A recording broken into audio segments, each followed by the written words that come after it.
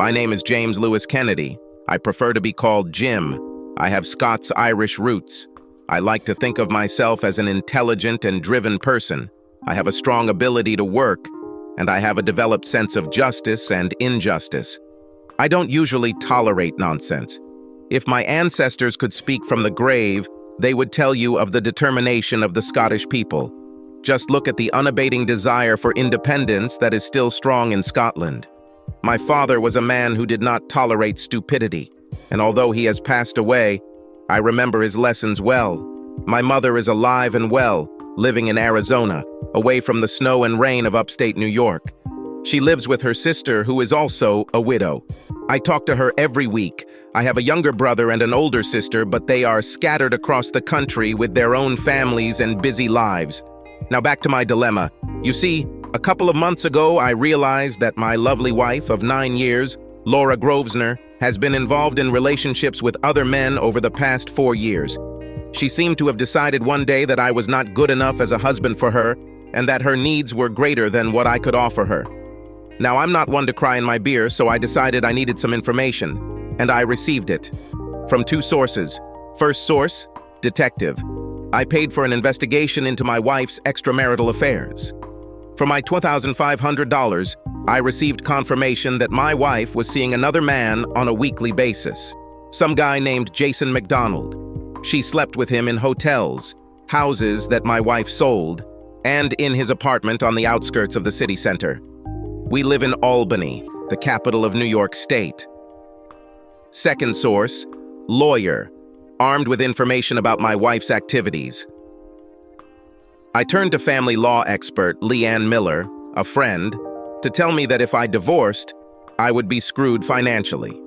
You see, I have 2 children. Thomas is 7 years old and Rebecca is 5 years old. And New York state courts are especially inclined to grant custody to mothers. It doesn't matter that mothers cheat. No, it doesn't matter at all. Judges in New York are especially eager to award custody to mothers rather than fathers. For the father to get custody, the mother must be a serial killer, or worse. The courts are heavily biased in favor of the mother. Fathers almost always receive little attention. The father's abilities as a parent are almost completely ignored in any trial. Judges would rather give custody to a mother who smokes crack and sells sex than to a father who is a corporate lawyer. It's me, a corporate lawyer. My wife doesn't smoke crack or sell sex, but you get my point. She works as a real estate agent, focusing primarily on commercial and high-end properties. Do not misunderstand me. I think in most cases, mothers are probably great at raising children. But I also think that fathers who love their children are also quite suitable for their education. In my case, they are also my children. So why shouldn't I be considered equally qualified to be the one to raise them? No. According to the New York state courts, I am automatically an asshole and irresponsible. Damn it. My lawyer was able to convey to me a particularly important piece of advice. Do nothing. That's right. You heard me. Do nothing. Because if I do anything to correct my wife's wrong behavior, I will end up being the one who gets hurt. We'll suffer from the judge, New York state family law laws, and a biased court. You see, public opinion and historical precedent say that my wife will expose me in the event of a divorce. New York state law allows her to cheat, and for this, she can take me to task in a divorce. Now, I am a person with liberal views. I believe in justice and fair play. But no, the divorce laws of this wonderful state do not believe the same. They believe that fathers, even those who have been victims, should be even more offended. That is, anyone with a penis and a father. Let's just say they are deprived, or more precisely, cheated. By this point, you are beginning to understand my frustration with divorce laws in New York and the unfairness of the whole damn thing. She can cheat on her lover and receive a reward for it. American justice at its finest. So, my highly qualified and experienced lawyer gave me saggy advice. Nothing to do. Or better yet, do the same thing my wife does. But don't get caught, because even if my wife's infidelity is discovered, if she has proof of my infidelity, the court has an additional reason to behave indecently with me. God. So where does this leave me? In limbo, that's where. So I walked back to my office from the lawyer's office, closed the door, and moped for the rest of the day. How could this happen? What did I do wrong? Why did she do this to me? My feelings of failure plunged me into a deep depression as the realization of the state of my marriage hit me like a tsunami. It came over me and made me feel like I was drowning. I know it sounds stupid, but that's how I felt. I thought over and over in my head about the one statement my lawyer repeated: do nothing. But how can I not do this? And for how long? And when will I know it's time to end it? What will happen then? The uncertainty of it all made me physically sick. I felt empty inside as the realization beat inside my head that my marriage was a farce. My wife used me for her own purposes and deliberately betrayed me and our children. Her sexual satisfaction meant more to her than her marriage and children. Was I making more of it than necessary? Did I just need to calm down and work on a plan? I knew I needed to come up with some kind of plan, but right now I had no idea what that plan was. I'll have to work on this. At about 6 p.m., I returned home and pretended that I was still a happy husband and father. In fact, on the way home, I decided not to do anything, so as not to show that I knew about the betrayal of my wife, this cheater. No, sir. I was going to pretend to be happy, damn happy. And then I was going to the same thing my wife did. If it was good enough for her, it was good enough for me. As they say, as you are to me, so am I to you. Yes, that was my new motto. Damn her. Sorry if I ramble incoherently at times, but it's all burning in my brain, and it's good to talk it out. A week later, I saw a psychologist, and he just looked at me and asked about my relationship with my parents, and if I hated my father. I quickly gave up on his psycho Tao and decided that I would do it this way. Put your problems on electronic paper. And so, a few months later, after some introspection and the realization that I had to do something to feel better, to bring some justice to this messed up state of affairs, I found myself in a friends with benefits relationship with a woman with whom I worked. She is a lawyer in the same firm where I work, divorced with 2 young children in elementary school. Amanda Stewart is a year older than me. She's tall, slim, very fit and beautiful, and I just can't understand why she wants to have sex with me. I mean, she could have almost any man she wanted just by beckoning him with her finger. Do not misunderstand me. I'm not exactly a fat, ugly bastard. Quite the opposite. I'm exactly 6 feet tall. I weigh 165 pounds and am in reasonable shape. I run, ride a bike, and work out at the gym regularly. I have a full head of brown hair, all my teeth are in place. I only wear reading glasses, I'm not hideously ugly, and my wife was actually the one who wanted to start dating me. As I learned from a casual conversation with Amanda, she had given up on the idea of trying to be happy while she was married. Her husband, she realized after much thought, was not the right man to marry. So after they tried to save their relationship, they both decided that they did not want to be married to each other. It did not become known until later in our communication that the father of her children is not her ex-husband. This was the main reason for their divorce. I can understand how this could be a stumbling block. This would be the case for me if I discovered that I am not the biological father of my children. But that's not my problem. Indeed, I did a DNA test on my children. So, I benefit from Amanda's needs. Her needs and my needs coincidentally coincide now. I really enjoy sex with her, and we can actually talk a little after we're done with the good part. She is smart and sophisticated and is the type of woman that a man could really love in an easy way.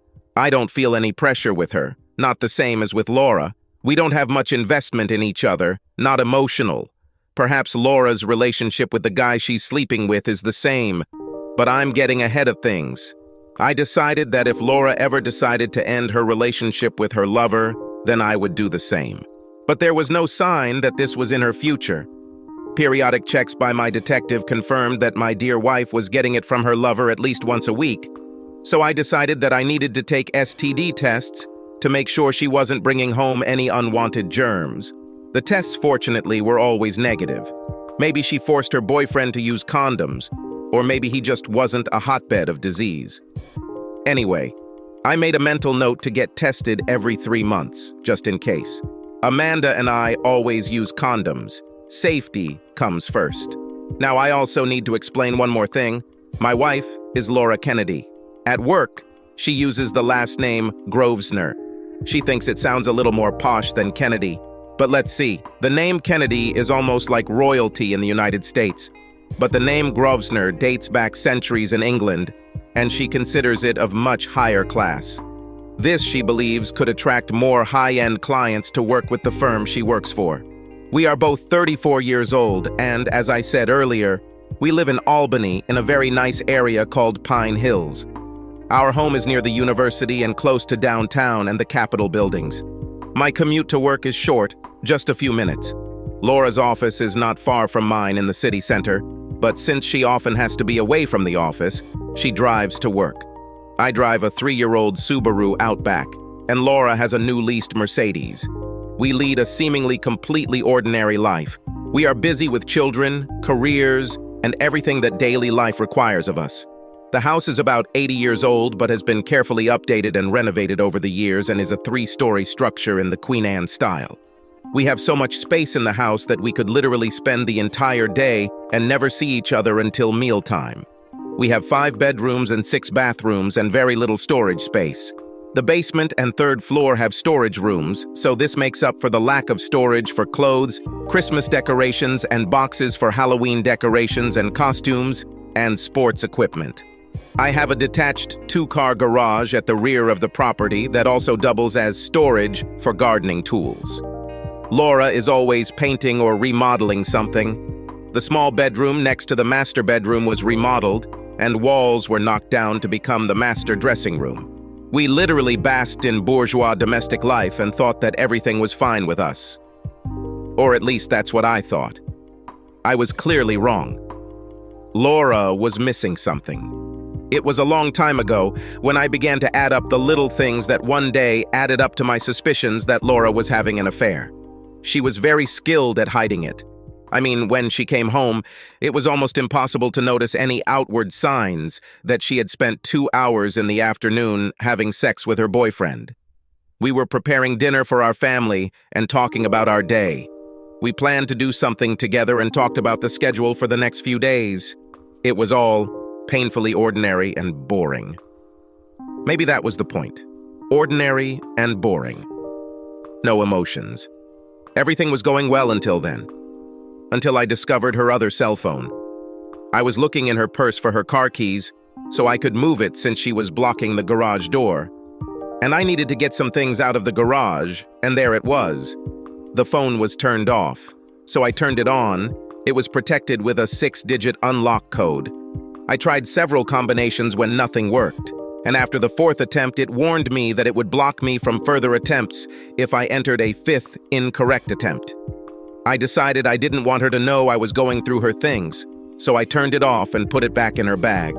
I racked my brain for a while, trying to decide why she needed a second cell phone. Every conclusion I came to told me she was hiding something. What it was, and why was the $64 million question. This bothered me for several days. I analyzed every aspect of our lives, our marriage, and our work to try to find the answer. In the end, I decided not to raise the issue, but to get better information. So that's when I turned to the detective. What they told me was my worst fear. Laura clearly wanted more. She wanted some excitement in her life, and I wasn't the person she wanted that from. I mean, if you're bored, the normal thing to do is maybe suggest a change away from the routine. Start a new hobby, take a trip, volunteer for a good cause, maybe become an active member of society. But no, Laura's solution is to start having sex with another guy. How can I deal with this? I was racking my brain for a solution. The lawyer in me decided that I had to approach this logically and take a dispassionate approach, but that didn't take my children into account. A dispassionate approach would have involved me confronting Laura and demanding that it stop under threat of divorce. But what if she decides she doesn't want to stop? What then? What if Laura decides she wants a divorce and wants to fight for it, tooth and nail, in a protracted battle for control of the children? Who will win and who will lose? Well, the lawyer in me can tell you that we all lose. except our legal representatives. They win about $300 an hour, while we fight over who gets what, pieces of furniture, and how many minutes we each spend with the kids and on what days and where. No, the children will lose first, and Laura and I will also lose. No, if we break up, it must be on mutual terms and done in such a way that we don't destroy everything around us. So this brings me back to what my own lawyer advised, to do nothing. I thought about this for several weeks, all the while trying to understand why my wife decided to have sex with other men. What were my shortcomings? Did I pay enough attention to Laura? Has romance disappeared from our marriage? Was I too boring and ordinary for her? Was I bad at sex? Self-doubt was killing me. But while I was trying to figure this out, I decided I needed to step up my game a little. I had to do something. What exactly this something included was not immediately obvious at the time. But I made a start. I usually try to work out 2 or 3 times a week, but with all the increased stress, I knew I needed to increase my workouts. So now I run a lot more than before. I get up at 5 a.m., put on my running shoes, and hit the running trails in our area. In the last 2 months, I've lost about 8 pounds and about 2 inches from my waist. I also started using the gym, which luckily is located near my office. 2 days a week, I go there and work out in the gym. I had a couple of sessions with an instructor to get me off to a good start and make sure I didn't hurt myself in the beginning, trying to lift too much weight. I started with lighter weights and gradually moved up to heavier ones. It's been a slow process, but I'm starting to see an increase in upper body strength. If I was now unattractive to my wife, I wanted to try to improve my attractiveness. Wanting to show her that I was worth paying attention to, I tried to invite her to romantic dinners, just the 2 of us. But her damn cell phone kept ringing and beeping, ruining the atmosphere. I tried to give sexy massages in bed with warm oil, candles, soft music, and wine. Again, that damn phone ruined everything. I tried to turn the damn thing off, but when she caught me, she complained that she might have missed an important call or email from a client. Everything I did failed miserably. So we all settled into a new routine. And I have to admit that even this has become routine and boring, at least for me. I mean, what's the point? Laura and I keep secrets from each other. She dated Jason regularly, and I began a revenge relationship with a woman who, until a couple of years ago, had been a constant cheater. So any idea that I had the moral high ground was now a myth. I was just as bad as she was. But somehow it felt right. A few months later, after Amanda and I spent a lazy afternoon enjoying sex, we had a conversation. We always treated each other with respect, but some days we both wanted the kind of sex that was hot, sweaty, and urgent, and without all the foreplay and love-making stuff of people in committed relationships. We were just having sex, we knew it, and we stuck to the plan. It didn't mean that we didn't talk and that we didn't really care about each other. I took care of Amanda.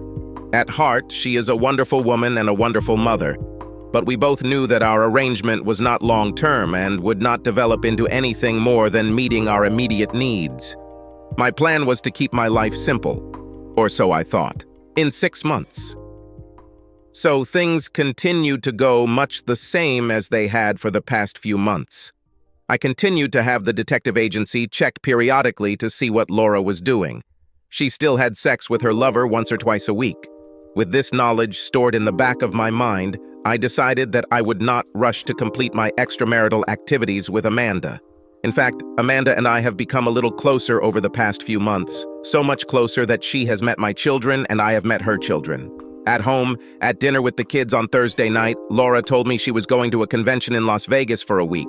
It was billed as a national event for realtors to come together, exchange information, learn what's working in the industry, and update everyone on changes in laws that affect the industry, and perhaps the best ways to sell homes and abandoned buildings that no one needs. In reality, they had a meeting at a luxury resort with a huge pool, partied until they dropped, got together late in the morning when they were very hungover, drank several cups of coffee, pretended to pay attention to some pointless and boring PowerPoint presentation, and then we were planning the day of the party. Her real estate conventions were always thinly disguised weeks of parties. I knew this one would be no exception, so I decided it would be a good time to change things up a bit. Who am I trying to fool? Laura was a smart woman and clearly understood what she was doing. She didn't just wake up one day with the disease of stupidity. She is an adult and knew the risks and rewards that led her to the decision to cheat on our marriage. This convention coincided with spring break from school.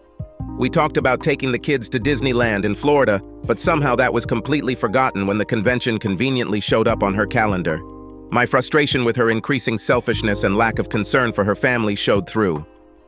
"I thought you agreed that we would go to Disneyland this year."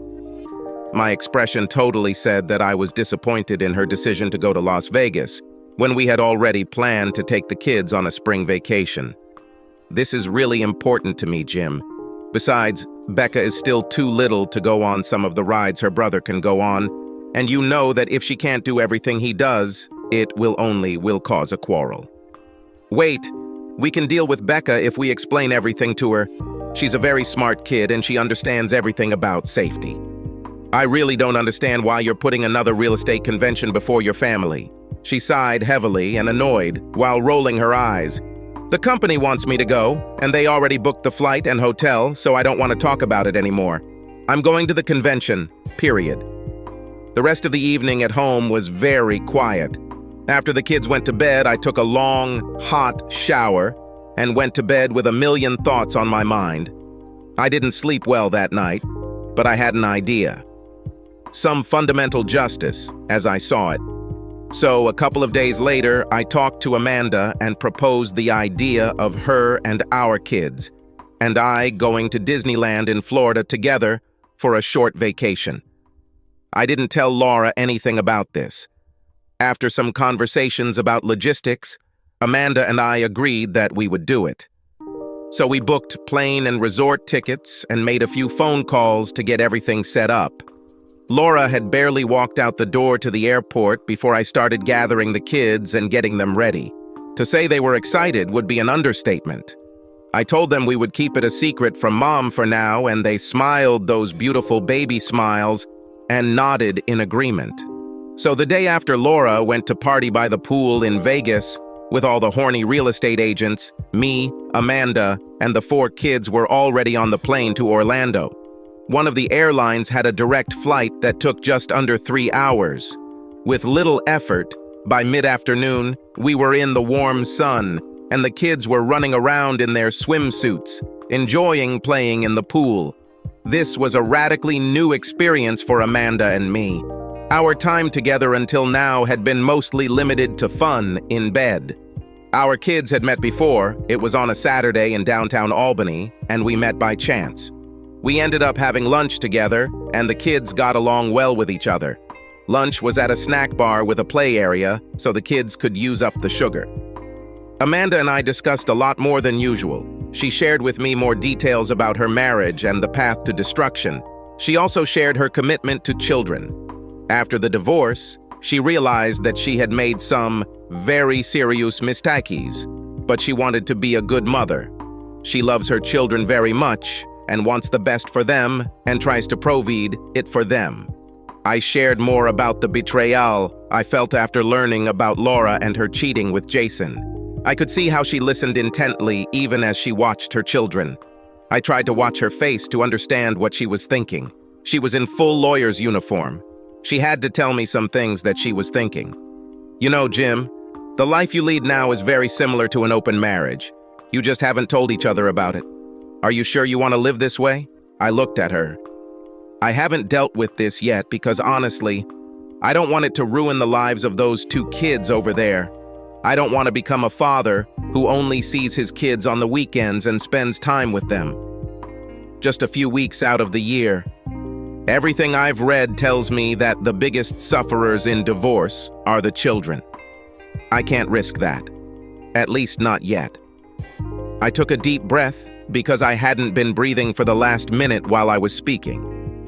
I knew that eventually Amanda would want to move on from our FWB relationship. That's just the way she is. In my mind, I knew she wasn't a big fan of monogamy.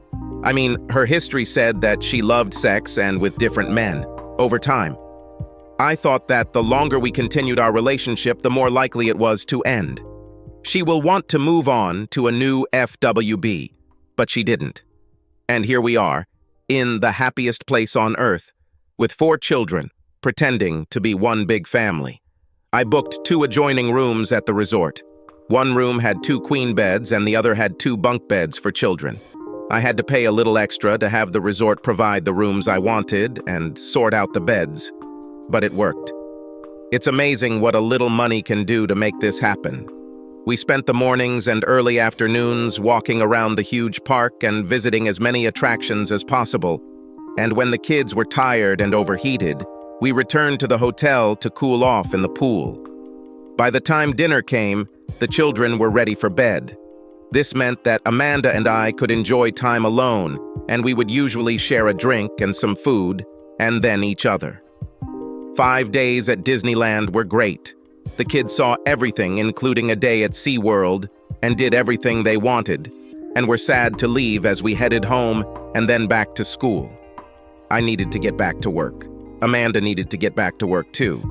Laura, well, she was on her way back to her normal routine.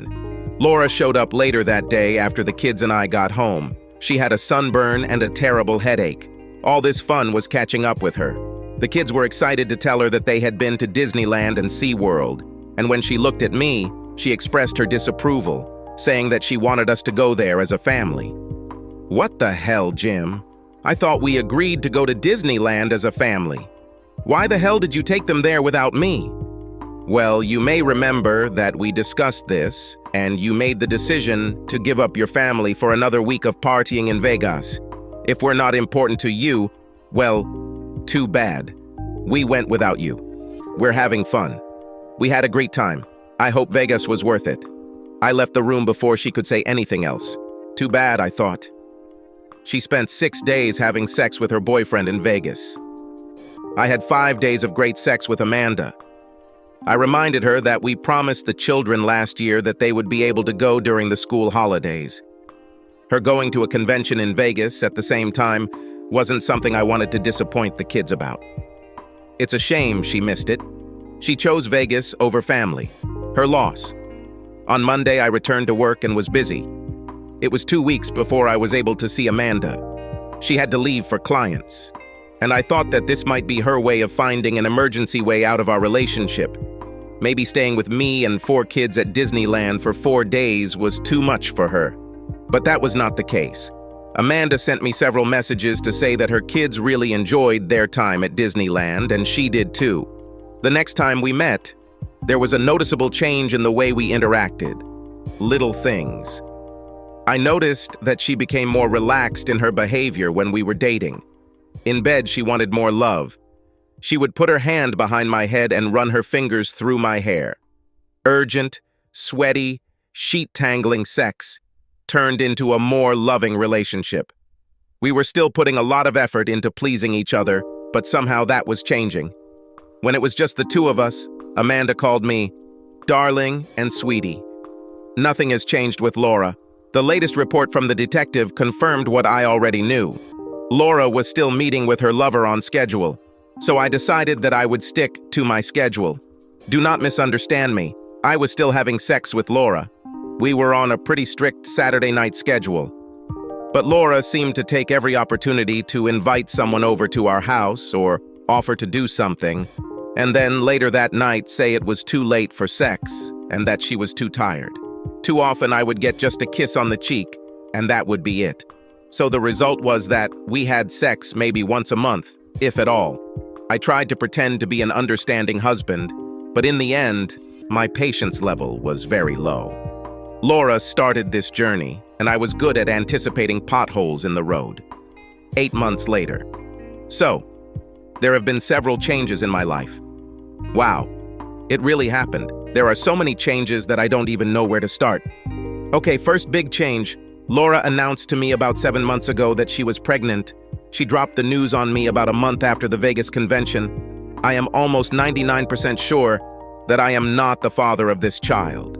She and I had had so little intimate contact in the months leading up to this that the likelihood of me being the fertilization donor for this child was minimal. However, my plan was to wait until the baby was born and take a DNA test. The local lab here in Albany will give me results within 24 hours. Laura is now heavily pregnant, and although she is still working, she has greatly reduced her hours. She still sees her boyfriend every week. That hasn't changed. If DNA tests confirm my suspicions, I hope he has room in his studio apartment for Laura and their baby. I visited my lawyer again after Laura told me she was pregnant and considered my options. A DNA test to confirm parentage was important, otherwise I would likely be required to provide for the child for many years. It seems that New York state law states that any child born while a man and woman are married is automatically considered to be the result of that marriage. Therefore, the law considers me the father, unless I prove otherwise. So a DNA test immediately after the baby is born will be high on my list of priorities. My lawyer suggested other arrangements after the baby was born and paternity was confirmed. More on this later. Laura, I'm in a deep hole. I'm pretty sure I got pregnant in Vegas at a convention. There was a guy there that I had met at other events, and I had always wanted to reach out to him but never found the courage. This year I let alcohol and my own poor judgment take over, and I had sex with him. 3 days. It was a mistake. This compounded my previous mistake of forgetting to renew my contraceptive prescription last month. I thought it would take more than 3 months to get pregnant without the pill. At least that's what the literature that came with my recipe says. In very fine print, it also says that in rare cases, women taking this pill may get pregnant faster. It seems I was a rare case. When the baby is born, it will be clear to Jim and everyone else that he is not the father. Crap. Now what should I do? My husband will abandon me. He'll probably kick me out the door. I guess I deserve it, but still, we are family, and I deserve some attention too. I will fight for my children and threaten him if necessary. I want us to remain a family. If I can convince Jim to forgive me and be a father to this child, just like that, like our other children, maybe we can get through this. Maybe. Should I confess now or wait? Jim and I had sex a few days after I returned from the convention. I need to go to the toilet. This baby is constantly putting pressure on my bladder. Amanda, I learned a big lesson from my short marriage to Mikhail. His new wife, Rebecca, benefited from my stupidity. She waited and watched as I self-destructed, and then she came in and claimed Michael for herself. She was patient and careful, and in the end she won. So I decided to follow her example. It seems that Jim's wife, Laura, has allowed what is between her legs to control her brain. Mine used to do the same thing. Then I became smarter. So I decided to wait, and when the time comes, I will make my move. I wanted a husband, a man I could belong to, and I was willing to remain faithful to him. Jim was everything I wanted in a husband. In many ways, he is very similar to my ex-husband, Michael. His sense of loyalty to those who are loyal to him is strong, and he wears his sense of duty to his children in plain sight. Maybe it's his Scots-Irish heritage. However, I decided to wait and see if his wife burned the marriage down, and if she did, I would be ready to make my move. Well, now was the time. You can criticize me for my past, that's fair, but I've learned my lesson and really need a new life with a man to be my wife. I'm not saying that I've now become an ideal person. That's not true, of course, but I have changed. I decided last year, as I started to get to know Jim better and see who he really was, that he could be the one. A trip to Disneyland with all the kids was the event that made me make a plan. I didn't really have to do much. All I had to do was wait, hint to Jim in subtle ways about my feelings for him, and prepare for the next step. My children have already asked me if Jim's children will be their new siblings and if Jim will be their father. What could be clearer? Jim. Laura called me at work to tell me her water had broken. I hurried home, grabbed my hospital bag, called to make sure the kids would be picked up after school, and we headed to the hospital. The birth of the third child is usually much faster than the first or second, the doctor told us. He thought the baby would be big, so he shouldn't expect a quick birth. Well, the doctor was wrong. Labor and delivery went faster than expected. From the moment we arrived at the hospital until the baby was born into the world, only a couple of hours passed. Yes, girl. And she was such a surprise.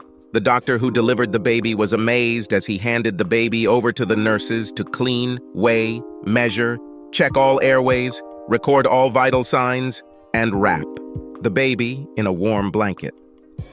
The doctor tried to watch my face closely as the nurse handed the baby to Laura. My suspicions that I was the father of the child were immediately confirmed. Laura took her daughter in her arms, and the look on her face when she took a good look at the child is something I will never forget. She looked at the child and then immediately at me. I guess the look on my face said it all. My face was blank. My lips were pressed tightly together, and now I was faced with the truth. I heard Laura's deep sigh as she realized her infidelities had been discovered. I turned and left the room. I heard Laura calling me, but I ignored her. I went to the nurse's desk and asked for forms to fill out my birth certificate information. I filled out the forms carefully, making sure to include Laura's name and date of birth along with all other information. When I got to the father's information, I entered unknown and left it that way. The nurse took the forms from me, checked them briefly, and when she got to the father section, she looked at me. I just nodded to her and left the hospital. I never came back. 2 days later, Laura and her baby arrived home thanks to her friend Kelly. She was damn curious to know what the story was. She was rather silent as she helped Laura bring the baby and her bags into the house. When she saw me, she didn't say a word. She just nodded at me as if to say, "It's your problem now. Good luck." I left Laura alone for most of the day, and by the time the kids were supposed to get home from school, she found me in the home office and asked, "So what do you want to tell the kids when they ask about the baby?" I sighed. "Tell them whatever you want." Laura didn't know, but I went to the real estate office where she worked and talked to an employee. I knew that she went with him to a convention in Vegas. After some direct discussions between us, where I almost accused her of cheating on her husband in Vegas, she reluctantly told me the name of the man Laura spent most of her time with. Armed with this information and a warning to her not to tell Laura that she told me everything, otherwise I could easily share with her husband any information about what they did in Vegas. I know, it's not too high on the scale of ethical dilemmas, but it was all I had at that moment. And it worked. Returning to the first problem, what to tell the children when they ask why their new sister is such a dark skin color. I started thinking about a plan for my kids and me. Part of me wanted to publicly accuse Laura in front of everyone as a traitor, but I knew I didn't need to do that. She will do it herself. As soon as her family and mine see the child, it will become absolutely clear that I am not the father of this child. What then? I called one Mr. Glenn Duncan, a real estate agent in Houston. Duncan was now well known in the Houston area. He used to be an NFL player. He spent most of his time in the NFL on the practice squad or bench.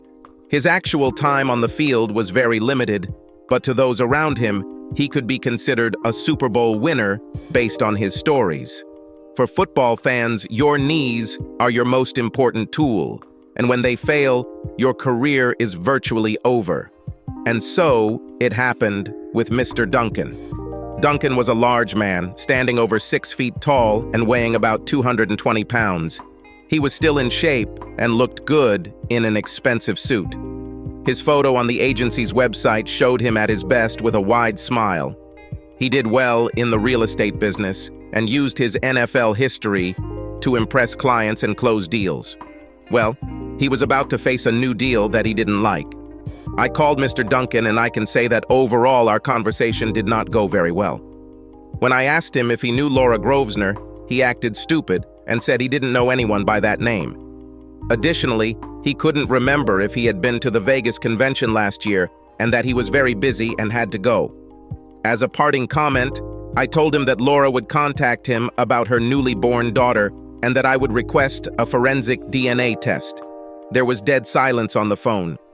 I also asked Mr. Duncan to confirm his home address and telephone number so that the court order could be served. At that moment, the telephone line suddenly went dead. Of course. You'll see Mr. Duncan has Mrs. Duncan and 3 little Duncans at home. It is unknown how many more he has scattered around the country. So to sum it up, I have a long-time cheating wife who got pregnant by her conference lover and had a mulatto child. My kids are a little confused that their new sister has a much darker skin color than them, but in their childhood innocence, they aren't too bothered by it. I'll have a little explanation for them in a few weeks. Now I have a job with Laura. Our future together may be in doubt. Laura: well, I'm definitely in big trouble. I need to talk to Jim and see if we can get through this. He is usually a very reasonable man, and there is no reason why he couldn't be a father to this child just like before. He will see that in time he will be able to accept her as his own. I'll probably call Glenn to let him know it's a girl. I talked to him after I found out I was pregnant, but he didn't want anything to do with me. He literally hung up on me and even suggested that if I tried to contact him, he might take some legal action to stop me. This is truly remarkable. A man claimed he loved me in Vegas when he had sex with me. He has a really big private area, but that doesn't help me at all right now. Jim has been avoiding me as much as possible since the baby was born. He handles our children quite well, but refuses to touch the baby. When a child cries, he just looks at me for me to do something. In fact, after he puts our two older ones to bed, he spends most of his time in his office. Jim moved out of our bedroom. He moved his belongings into a closet in the spare bedroom on the 3rd floor and moved all his toiletries into the adjacent bathroom. He put the crib in the master bedroom where I still sleep. I know that in a few weeks he will calm down and want to talk about it. He will also want to start having sex again. I'm going to get back into the gym and get rid of any remaining pregnancy weight. When he sees me naked, he will want me, and we will go back to normal. Jim spends more time outside the home with his children. He says they walk a lot in the park. The children come home excited and want to tell me about what they saw and did. I'm here almost day and night, taking care of the baby. I need a shower. Amanda. I learned an important lesson in my marriage to Michael. Just when you think you've won, you've lost. Michael's new wife, Rebecca, was patient and waited for me to screw up. And when I did and didn't fully understand it and take action, she took action. That's why she is now married to a wonderful man and has 2 children with him. They live somewhere in Scotland, in the mountains, somewhere by the ocean, I think. They love country life and live on a fairly large property with an old house that they are slowly renovating. So, not wanting to be an example, I waited for Laura to screw up, and she did it, and big time. It was time to make my move to the man I wanted. I learned to keep my legs together for all men except the one man I wanted, Jim's. I knew that he was, first of all, a good man, a good father, and wanted to be a good husband. Too bad the woman he married cheated on him for years. It was easy for me to spot the signs of her infidelity because I had made the same mistakes many times. My children were fathered by my 2 lovers, not my husband. That's why Michael is now another woman's husband. I won't make the same mistake again. I tried to be emotionally close to Jim as well as physically close when we were dating. At work, I went to his office when there was time, and we dined together more often. There was tongues wagging at the company. Everyone knew that Laura had an affair and gave birth to a daughter who was not Jim's. Everyone was quietly speculating when the divorce would happen. Every time Jim left the office on personal business, glances were exchanged between the employees, trying to find out what was going on. Maybe it's day, maybe the end of his marriage is near. His personal lawyer's office was only a few blocks away, so it was normal for him to walk there and back.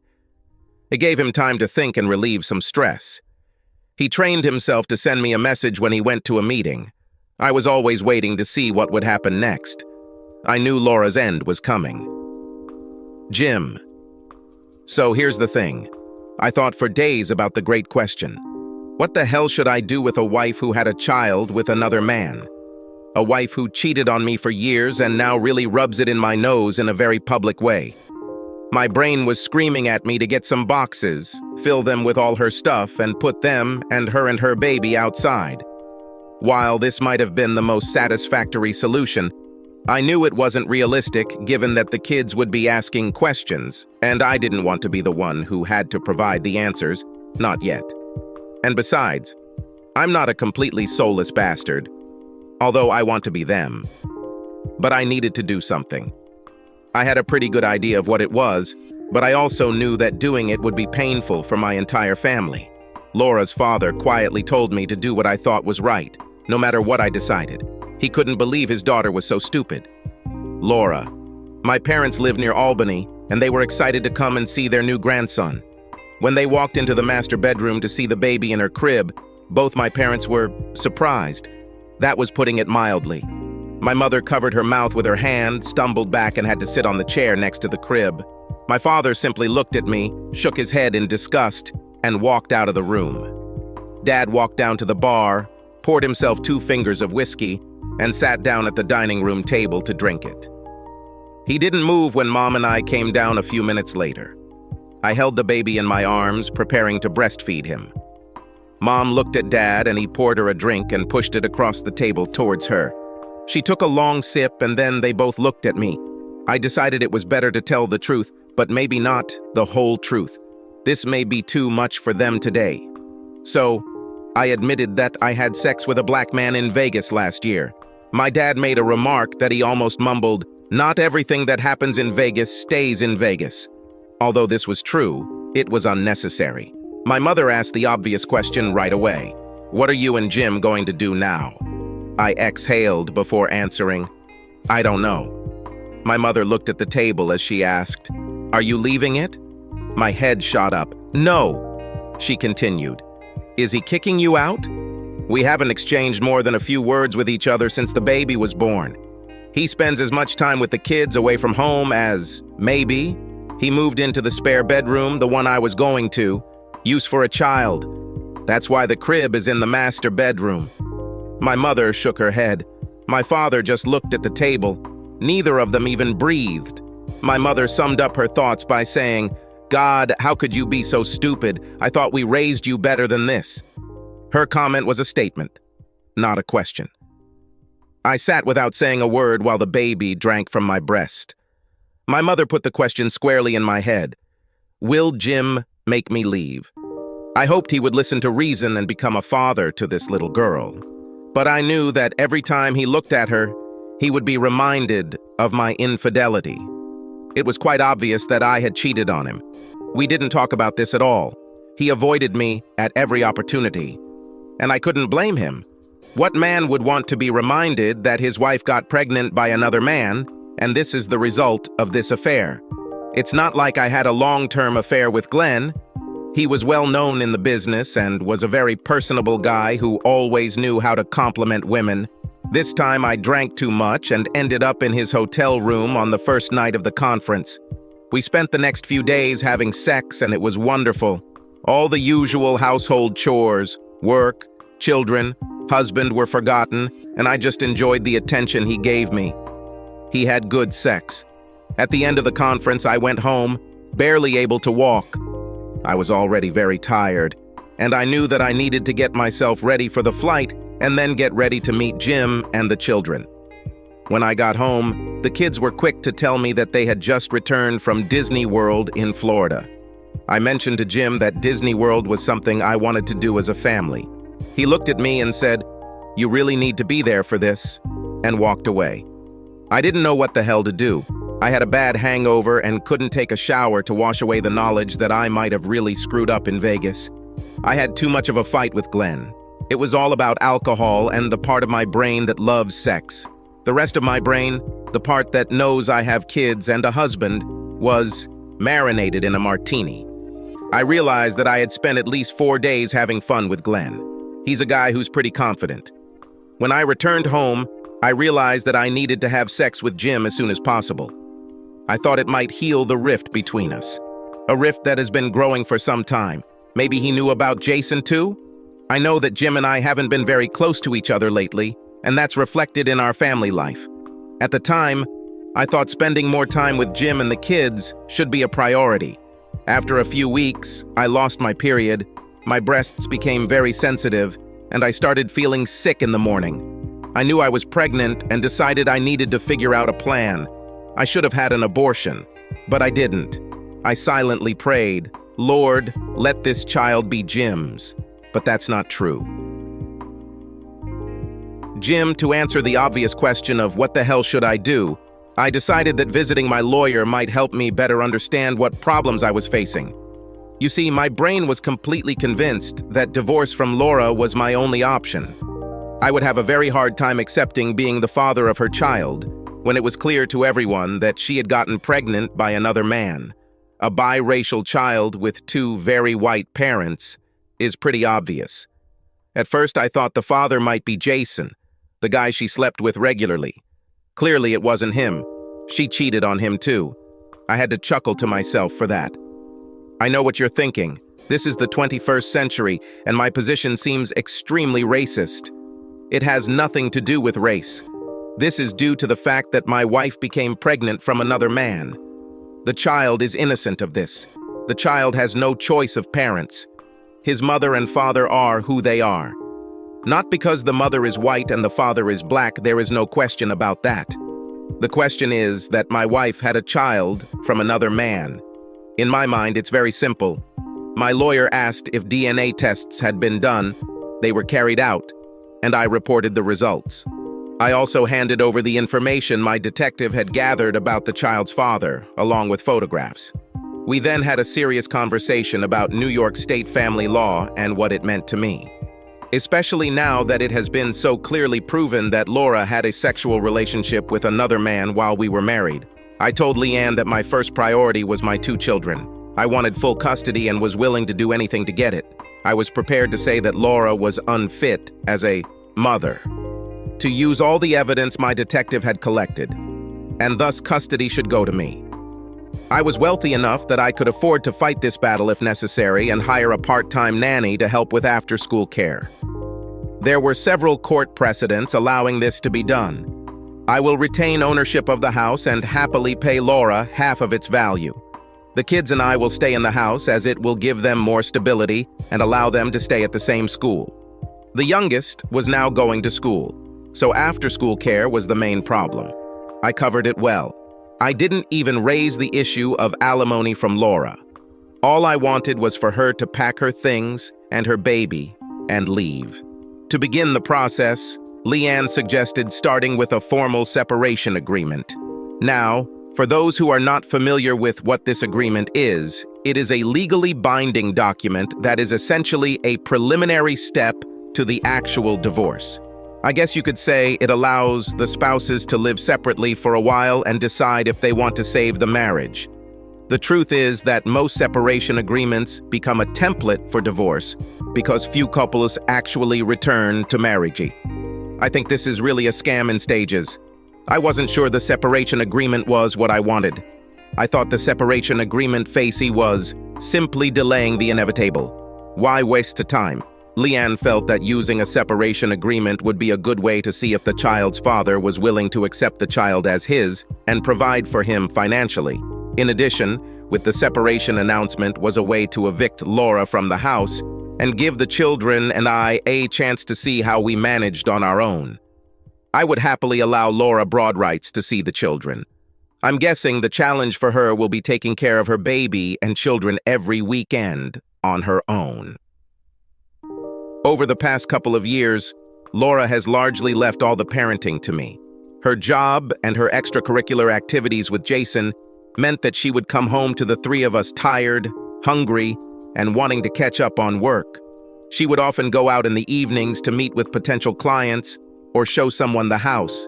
Some weeks, the actual amount of time we spent together as a family was practically zero. So over time, I took care of the children. They became less dependent on their mother, and we all moved on with our lives.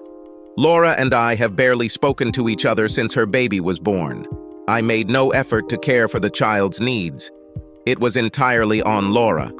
So on a Friday night, about a month after the baby was born, I started. I took out a large envelope and told her in my very controlled voice, "Laura, we need to talk." The expression on her face spoke for itself. She paled a little and realized that this was serious and that this would not end well for her. I knew she was hoping that the longer we put off talking about the baby and her cheating, the more likely I would be to ignore the fact that she had a baby with another man. I poured her a glass of wine and pushed it across the table towards her. I had a glass of ice water for conversation. I had a brown envelope on my desk, and she was looking at it as she took a sip. She nodded toward the envelope and slowly asked, "What do you have there, Jim?" I got straight to the point. "This is the separation agreement that my lawyer has prepared. I think it's time for us to think about the future. I think you and I need some space so we can evaluate what we want. And obviously, our marriage is not in a good state. It seems that I am not the person you want for a husband, and now you are not the woman I want for a wife. So, I think that for both our good, we should separate and reevaluate our marriage." Laura's eyes were wide and her hands began to shake. She took a long sip of her wine.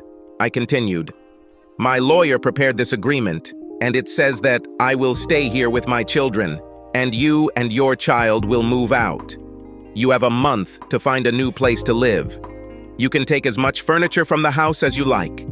You can spend as much time with the children as you want, but they will live with me.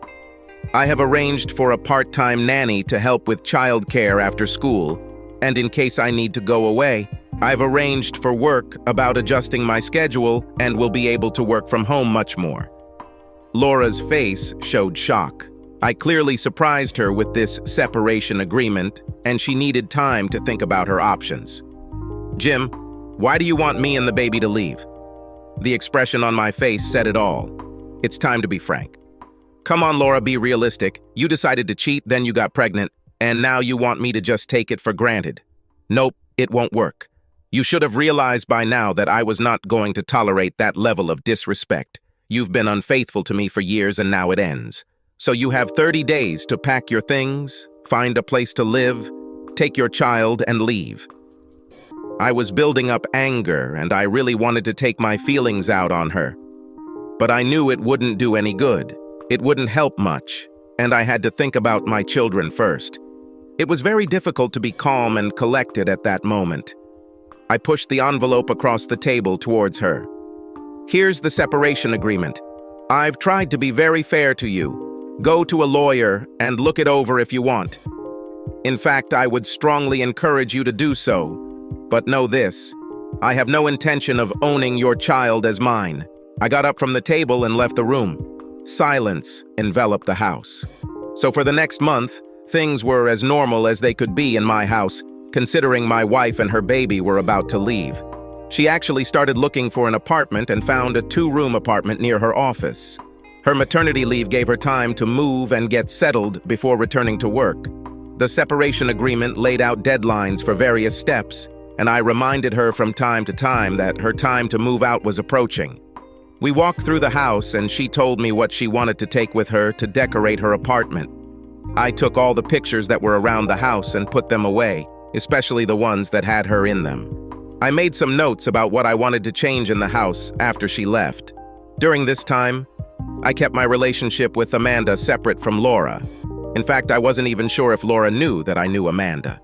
I continued to meet with Amanda a couple times a week, and on the weekends, we would often do activities with our kids. Walking through parks and visiting local entertainment venues was a pleasant break for me. The kids who were a year older loved it. Amanda was curious as to what Laura would do. She asked me what my plans were after the 6 months of the separation agreement expired. I was honest with her and said that I very much doubted the possibility of reconciliation. Laura hasn't said much to me for a long time, unless it concerns my children. My plan was to move on to divorce. I pursued the separation agreement at Leanne's recommendation, primarily for the sake of the children and both of our families. My mother in Arizona couldn't care less what I did, but I knew Laura's family hoped I could forgive Laura and be a father to her child. For me, it all came down to respect.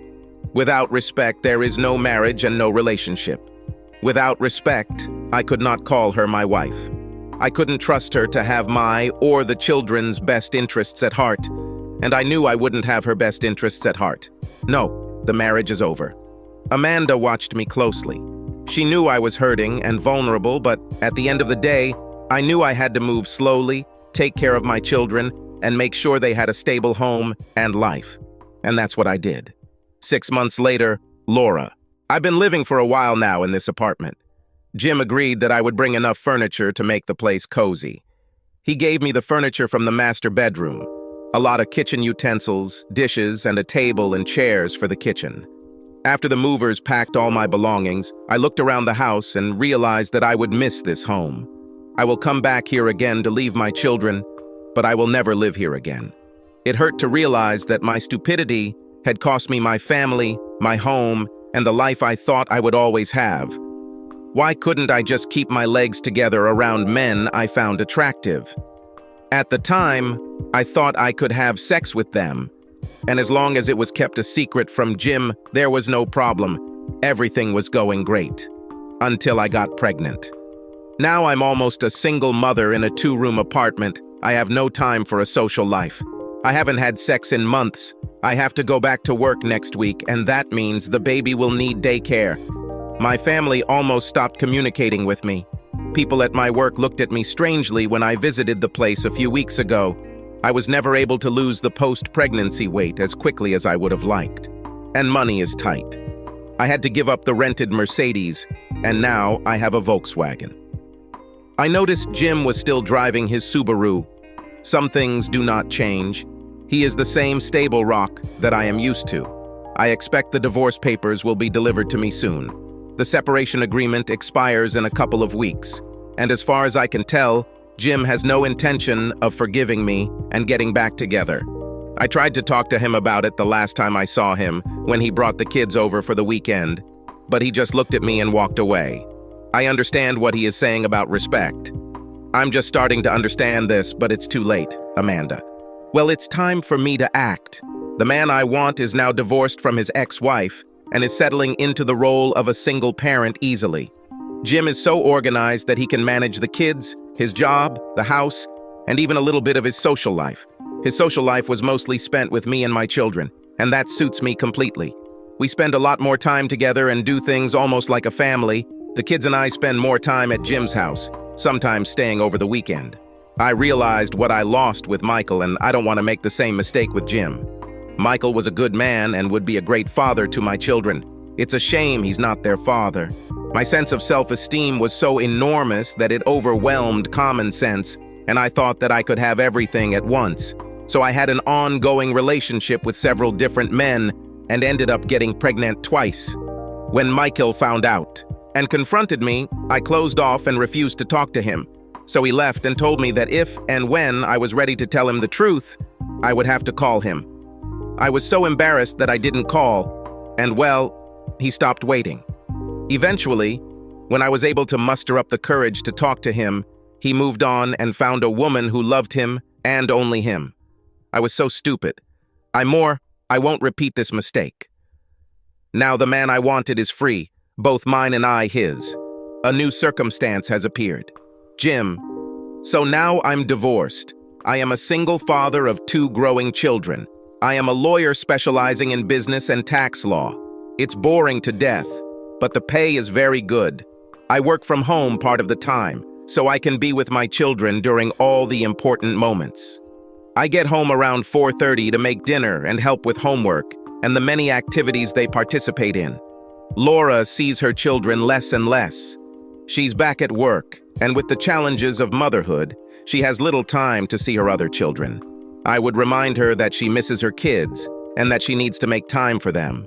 But with her real estate agent schedule and open house weekends, it means she spends less time with them. There's not much I can do about it, so I plan a lot of outdoor activities for us. Amanda and her kids are with us a lot of the time, and if you didn't know better, you'd think we were one big, happy family. And then everything changed. Amanda. All signs and symptoms are there. This morning, my usual cup of coffee that I drink to start the day didn't want to stay in. Crap. My head was in the toilet when breakfast suddenly returned. I washed my face, freshened up, and then got the kids ready for school. On the way to the office, I stopped at a nearby pharmacy and bought a test kit. You know which one. Part of my brain was saying, holy shit, I'm fucking crazy, because I knew what that meant. My breasts felt a little swollen and my period was late. I don't have difficult periods anyway, and to be honest, I forgot about them. Nervously, I hid the test kit in my briefcase and went to work. All day I thought only about going home and taking the test. When I finally returned, I waited until the kids went to bed and then went to the bathroom and closed the door. I don't know why I closed the door since my bathroom is connected to the master bedroom, but I closed it anyway. After taking a deep breath and exhaling, I took it out of the package and got ready for the test. I held it under the stream and then set it aside to let it do its magic. I cleaned up and went down to the kitchen. Why, I don't know. I was nervous. If the test shows what I think it will be a very important moment in my relationship with Jim. This will be a make or break moment. I returned to my bathroom and, with shaking hands, picked up a small piece of white plastic. Oh my God. Laura. Damn loaf. Seriously, I need sex urgently. I'm so horny and I really need it. I've thought about trying to talk to Jim and get him to come back to my bed, but the man won't talk to me. What should I do? Jason, my constant lover, left a few months ago. I heard he was dating a senior from university and they were getting serious. She must be careful. Between the child and work, I have no free time for a social life. I don't want to go clubbing with work friends because it's impossible to know what I'm under, whether you're hooking up with a decent man who's good in bed or a serial killer. Really, what can I do? So I decided my husband would be a safe bet. I still love this man. He is the father of my 2 children, and I know that somewhere deep down, he still cares about me. I decided I had nothing to lose by trying to talk to Jim. I had to plan this carefully. I needed us to meet in a neutral place and not take the child with us. So I decided to invite him to meet me for a meal at a restaurant that I knew he loved. This place in the city center is called Beer Barn. The title is a little misleading. It's a very stylish, if casual, place, with a good menu of Jim's favorites and a long list of beers. I knew he really loved this place, so I decided to invite him to meet there. I called him and asked to meet. Surprisingly, he agreed. We've barely exchanged a few words with each other since Emma was born, so I had to be very careful in how I approached this crucial meeting. This will be the last attempt to save a very broken marriage. The paperwork was done, but in my heart we still had a chance. As long as we have children as a common bond, we still have a chance. That and I still need it. Jim. I hesitated between going and not going to meet Laura. Finally, after my internal reflection, I decided that I should move forward from my frustration and talk to her. The children were my main concern, and this attempt by her to talk to me was perhaps about something she had to tell me. Although she could have easily communicated her concerns about the children through her lawyer or even called me, I suggested that we could act like adults and talk face to face. So I decided to meet her at the Beer Barn, but I decided to take help with me. Laura. When I arrived at the Beer Barn, I saw that Jim was already there. He was with someone else, a woman. She was blonde and very attractive. They sat opposite each other. They held hands. Crap. As I approached the table, they stood up and she moved to Jim's side. The introductions were a bit awkward, as you can imagine. I didn't expect anyone else to be with him. Jim's expression was calm, and he had a smile on his face. I realized that my attempt to get him to come back to bed with me, and the baby and I to move back in with him and the kids, was completely lost. Jim ordered me a drink and took it upon himself to order food for all of us.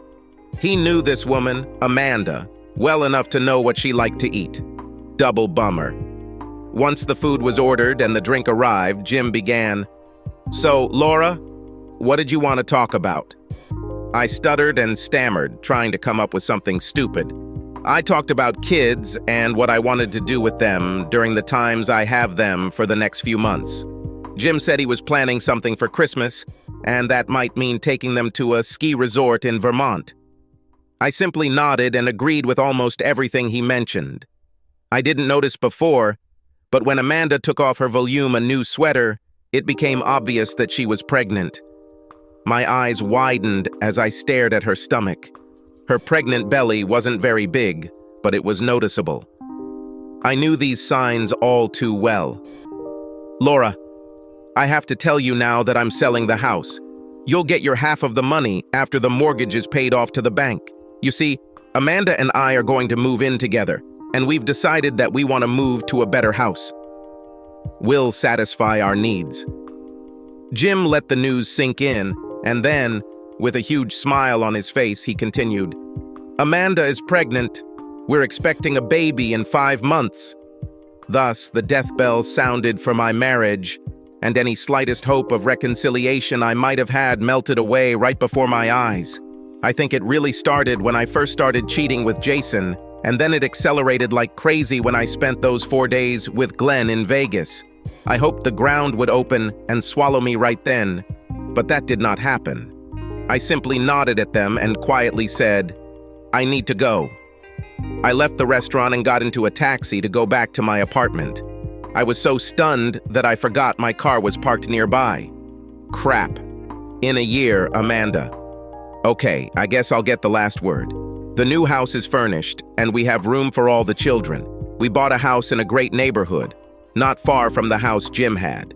It's actually a little larger than the previous one, and we installed the pool before we moved. Between Jim, a newborn, and 4 kids running a home and work, I go to bed at night exhausted, but I try to be close to my husband. Yes, we got married.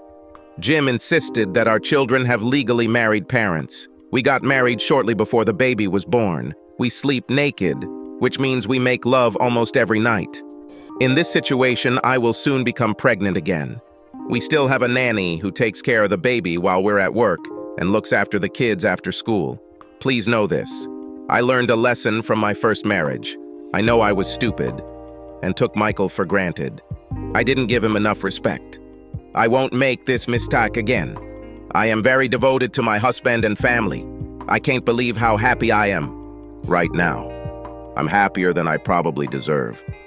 Jim is such a caring father to all of our children. I love this man so much, and I know he loves me. 3 years ago, I could never have predicted such an outcome. Subscribe to our channel so that your second chaff doesn't cheat on you, and go ahead and listen to the next story, because this story is nothing compared to the next one. If you're under 18, don't even think about listening to the next one.